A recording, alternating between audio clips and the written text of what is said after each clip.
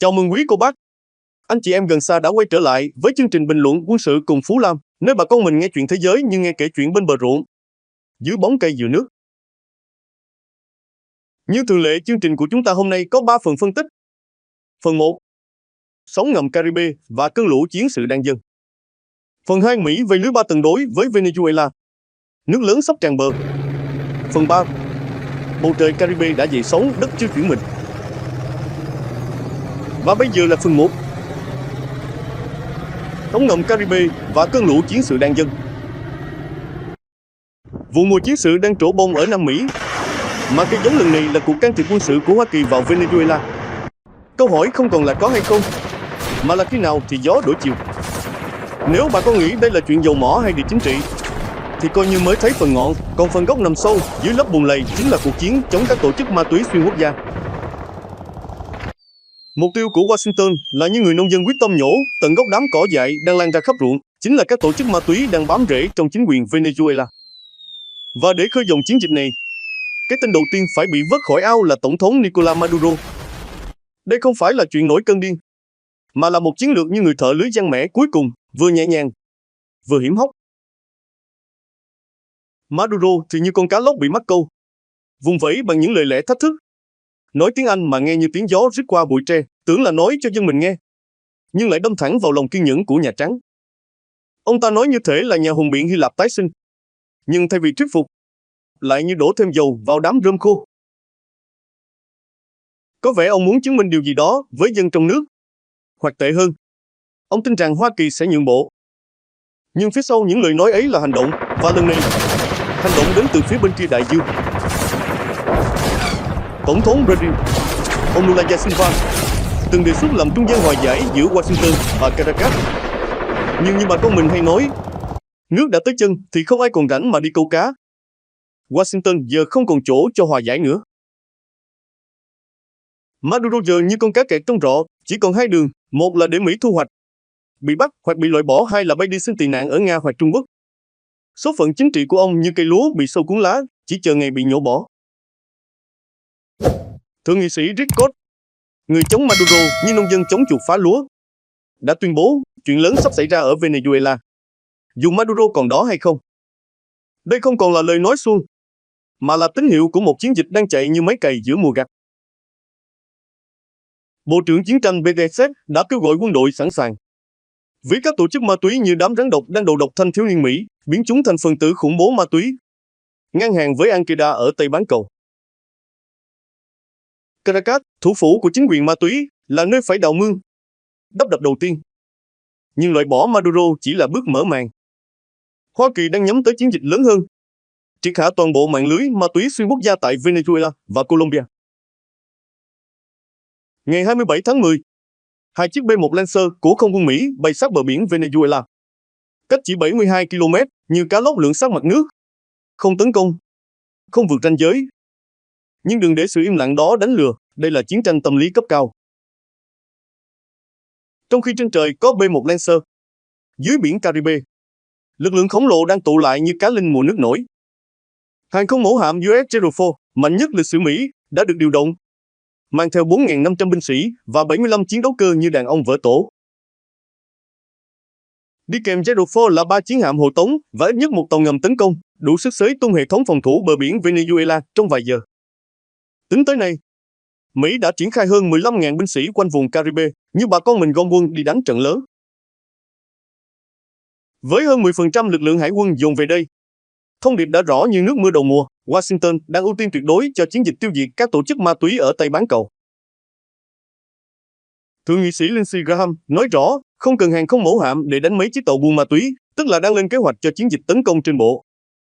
Tổng thống Trump đã xem Maduro là kẻ buôn ma túy bị truy tố, và đã đến lúc ông ta phải ra đi. Nhưng để tiêu diệt cartel, Mỹ cần một chính quyền hợp tác tại Caracas. Nếu Maduro không tự rút lui, thì ông ta cũng biết rõ, phía trước là con nước xoáy, không có chỗ cho thỏa hiệp. Chiến lược chiến tranh tâm lý đang phát huy hiệu quả, như tiếng trống làng vang vọng khiến kẻ địch mất ngủ. Nhưng ngày khai hỏa đang đến gần, và Maduro sẽ không có nơi nào để trốn. Nếu chiến dịch quân sự thực sự diễn ra, câu hỏi là Colombia sẽ làm gì? Dù là láng giềng thân thiết, nhưng Tổng thống Colombia đã tuyên bố không muốn nhượng bộ thêm, nhưng người nông dân đã cho mượn trâu quá nhiều lần.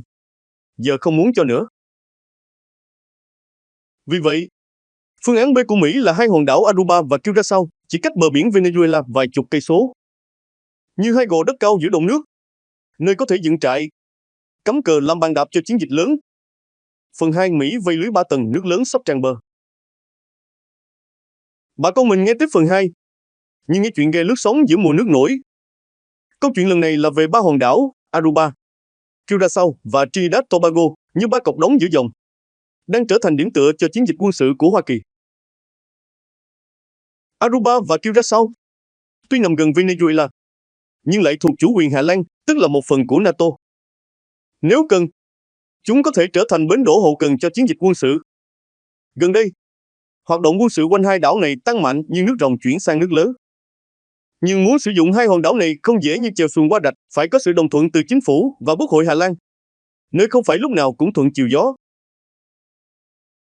Nếu Venezuela dại dột tấn công hai đảo này, điều đó sẽ kích hoạt điều 5 của NATO, như đụng phải tổ ong. Cả khối sẽ phải ra tay. Lợi thì có, nhưng rủi ro cũng như đi qua cầu khỉ mùa mưa, trượt chân là rớt xuống sình.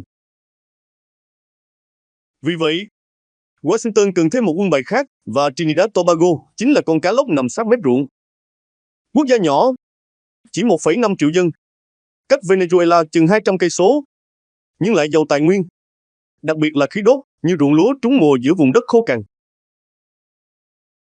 Vấn đề lớn nhất của Trinidad Tobago là ma túy và tội phạm, ước tính 20 đến 30% nền kinh tế có liên hệ đến các tổ chức tội phạm. Bạo lực leo thang như nước lũ tràn đồng, khiến chính phủ không còn đường lui.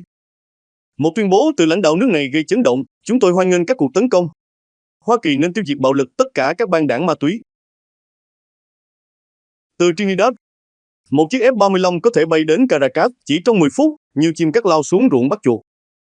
Trực thăng chở đặc nhiệm chỉ mất chưa tới nửa giờ, vị trí lý tưởng để tiếp tế, đổ bộ, hoặc đánh chớp nhoáng. Và nếu chiến dịch kéo dài, hậu cần sẽ là cây cầu tre bắc qua sông, yếu thì gãy, chắc thì thắng. Tổng thống Donald Trump không muốn lặp lại sai lầm của Tổng thống Putin ở Ukraine, nhưng người nông dân đã từng để chuột phá lúa. Giờ rút kinh nghiệm, rào ruộng từ sớm. Một bước đi táo bạo vừa được công bố. Hoa Kỳ và Trinidad Tobago sẽ tập trận quân sự ngay trước bờ biển Venezuela. Trong khuôn khổ này, khu trục hạm USS Gravely sẽ cập cảng Port of Spain để huấn luyện chung với lực lượng phòng vệ Trinidad Tobago.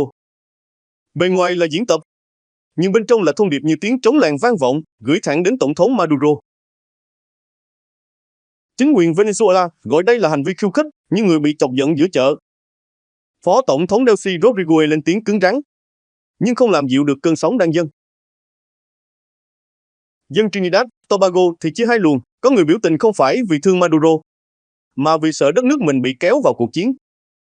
Nhưng với tội phạm hoành hành như đám cỏ dại lan khắp vườn, nhiều người hiểu rằng đứng về phía Hoa Kỳ là chọn phe thắng. Nhìn bản đồ, bà con sẽ thấy Hoa Kỳ đã kiểm soát 3 điểm chiến lược, Aruba, Curaçao và giờ là Trinidad Tobago, như 3 chân kiền giữ vững nồi nước sôi. Tổng thống Trump đang hoàn tất vòng vây, để bất kỳ hướng tấn công nào cũng có điểm tiếp tế sẵn sàng. Nhưng đây mới là phần đáng nói. Để hiểu chiến lược của Washington, không cần nhìn sang Hollywood, mà hãy nhớ lại điển tích Thanh Đông kích Tây thời Tam Quốc. Gây náo động một nơi, ra tay nơi khác như người thợ lưới đánh cá, quăng lưới bên trái nhưng kéo cá bên phải.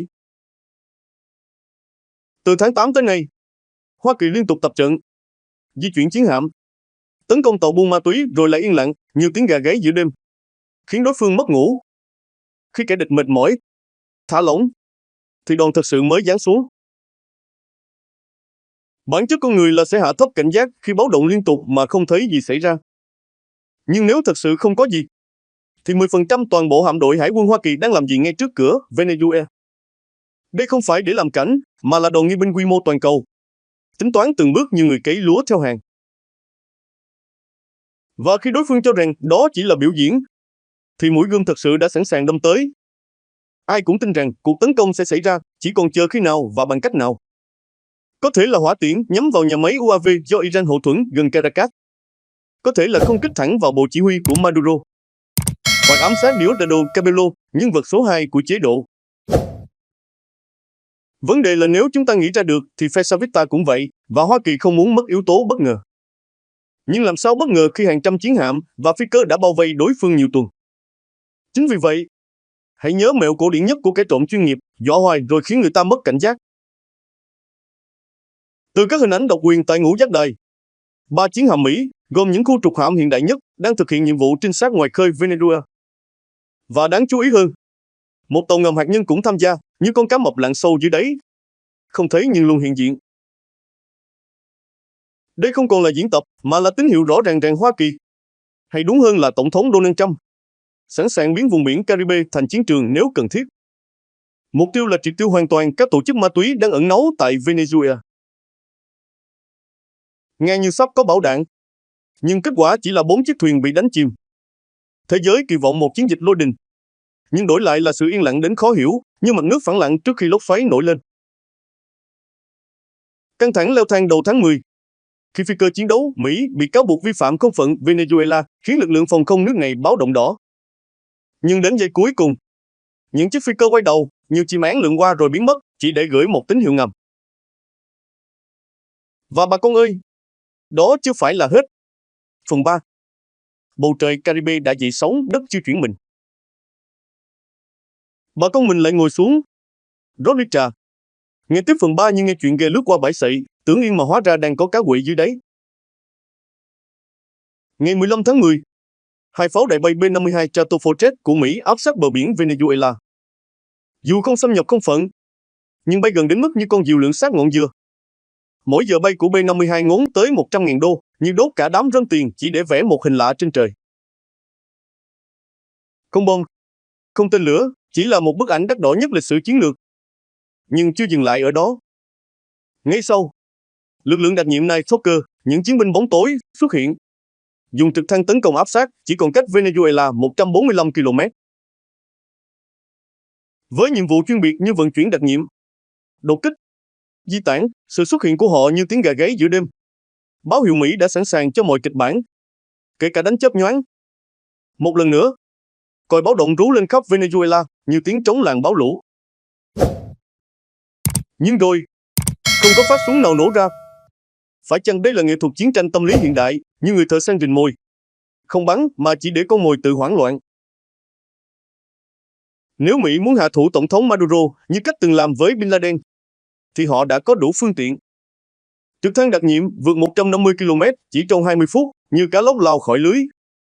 Chỉ cần bật đèn xanh từ Nhà Trắng, mọi chuyện có thể kết thúc trong tích tắc. Nhưng rồi, chẳng có gì xảy ra cả. Ít nhất là trên bề mặt. 6 ngày sau, lại thêm một màn thị uy. Ngày 28 tháng 10, hai B-52 khác bay sát bờ Venezuela. Chỉ còn cách 72 km, như con thuyền lướt sát mép bờ. Không cập nhưng đủ làm nước dậy sóng. Nếu tính cả các đảo xung quanh, khoảng cách thực sự còn ngắn hơn, đây là lần tiếp cận gần nhất từ trước đến nay. Thông điệp từ Mỹ rõ như nước trong, chúng tôi bay quanh Venezuela như rào trời trong sân sau nhà mình. Trong khi đó, quân đội Venezuela chỉ biết báo động rồi lại thôi, như còi hú giữa đêm rồi im bặt. Sự căng thẳng tích tụ từng ngày, như nước lũ dâng cao mà chưa vỡ đê. Trong nội bộ, chắc chắn có tiếng nói bức xúc, tấn công luôn đi cho rồi. Nhưng điều Mỹ tạo ra không phải là tấn công, mà là hỗn loạn, như thả cá rô vào áo bèo, làm nước đục mà chưa cần thả lưới.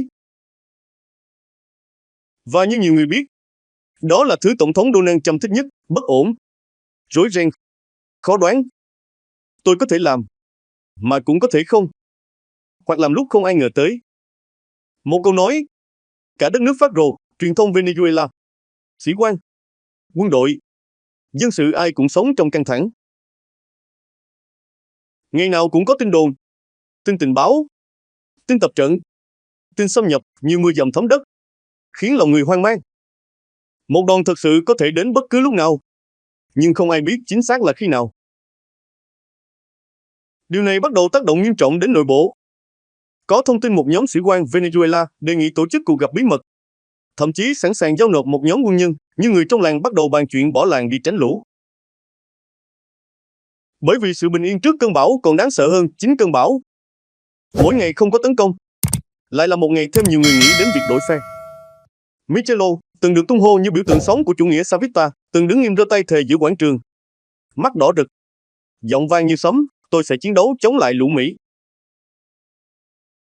Nhưng rồi, một tấm vé bay giá rẻ sau đó, hình ảnh Michelo tan vỡ. Ngày 25 tháng 10, Michelo xuất hiện giữa thành phố Cartagena, Colombia, không quân phục, không khẩu hiệu, không tinh thần chiến đấu. Giọng hắn nhẹ nhàng như tu gai, chúng tôi đang ở Cartagena các bạn ạ. Qua đây để du lịch, để học hành. Không một lời nhắc đến Venezuela. Lời tuyên bố đối đầu thủy quân Mỹ giờ bị thay thế bằng hình ảnh một người đang tận hưởng làn gió biển Colombia. Nếu đội ngũ truyền thông của ông Petro đang theo dõi, chắc họ cần áo giáp để chống dư luận.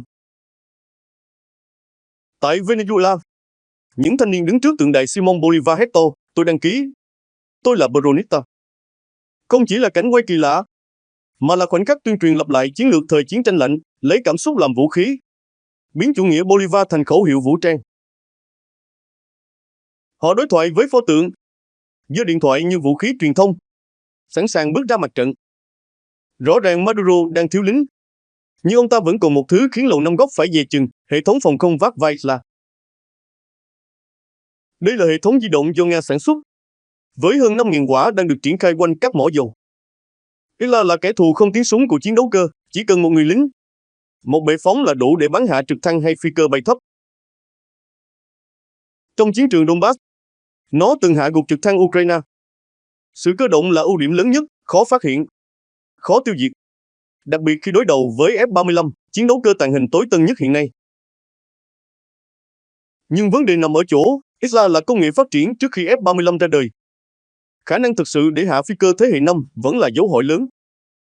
Ngoài Isla, Venezuela còn duy trì một số hệ thống phòng không hạng nặng từ Nga và Trung Quốc, nhưng đa phần đã cũ đặt trên xe bánh xích, gần như bất động.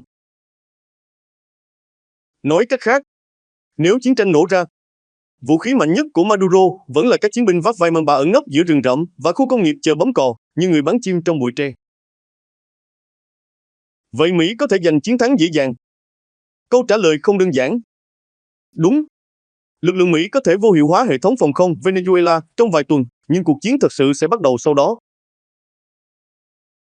Đối đầu với các tổ chức ma túy, lực lượng vũ trang bất hợp pháp và sự can thiệp ngấm ngầm từ Nga, Trung Quốc sẽ mở ra một chương mới, phức tạp hơn nhiều. Và chúng ta hãy cùng chờ xem đến đây. Chương trình cũng xin phép được tạm dừng. Bà con mình có ý kiến gì? Cứ để lại để cùng nhau bàn luận. Còn bây giờ xin chào và hẹn gặp lại quý cô bác trong chương trình kế tiếp.